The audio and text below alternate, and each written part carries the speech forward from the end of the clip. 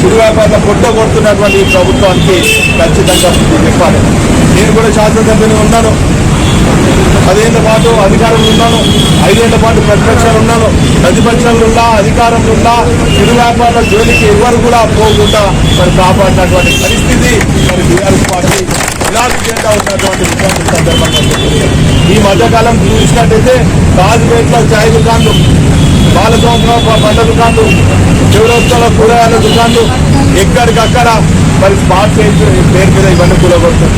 నేను ఈ రోజు ఈ ప్రభుత్వ అధికారులను, ఈ ప్రజాప్రతినిధులను, ఈ కమిషనర్ను, ఈ మేయర్ను, ఈ శాసనసభ్యుల్ని ప్రశ్నిస్తున్నా.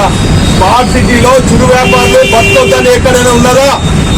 ఈ రోజు చిరు వ్యాపారుల కొట్టాలని ఈ స్మార్ట్ సిటీలో పొందుపరిచినటువంటి అర్థం ఎక్కడైనా ఉన్నదా అని చెప్పి ఈ అధికారులను, ప్రజాప్రతినిధులను నిలదీస్తున్నారు. ఈరోజు పార్లమెంట్ లో చట్టం అయింది చిరు వ్యాపారుల హక్కుల కోసము.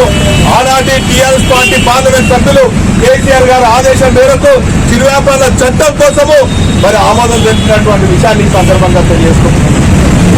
ఈ తెలుగు దత్తమ్మలకు చిరు వ్యాపారులకు హక్కులు ఉన్నటువంటి విషయాన్ని, స్మార్ట్ సిటీలో కూడా పొందుపరిచినటువంటి హక్కుల గురించి ఈ రోజు వాడ ఇల్లు చిరు వ్యాపారులకు అండగా ఈ గులాబీ జెండా ఉంటది.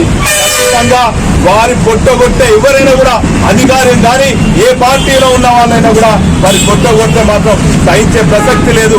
వారికి అండగా మరి టీఆర్ఎస్ పార్టీ కార్మిక విభాగం అండగా ఉంటాయన్నటువంటి విషయాన్ని వాటిని స్మరించుకుంటూ చెప్తున్నాను. ఖచ్చితంగా చిరు వ్యాపారులు, సంఘటిత అసంఘటిత కార్మికులకు అందరికీ కూడా గులాబీ జెండా అండగా ఉంటుంది.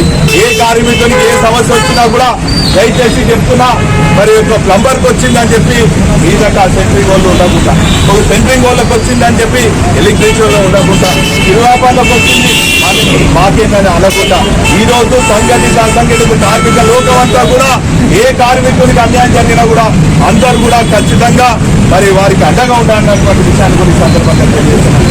ఇప్పుడే మా అమ్మలందరూ కూడా చెప్పారు, 15 ఏళ్ల నుంచి మా జీవనోపాధి కోసం, మా పిల్లల పోట కోసము, మా పోషణ కోసము మేము చిరు వ్యాపారులు గిరిగిరి తెచ్చి మేము అమ్ముకుంటున్నాం అని చెప్పి ఈ రోజు వాళ్ళ కొట్టగొట్టినటువంటి అధికారులను ప్రశ్నిస్తున్నా. ఖచ్చితంగా వాళ్లకు అడ్డాలు ఇవ్వవలసిందే.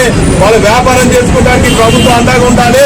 లేని ఏడల మాత్రం ఖచ్చితంగా కార్పొరేషన్ ముట్టడిస్తామన్నటువంటి విషయాన్ని కూడా ఈ సందర్భంగా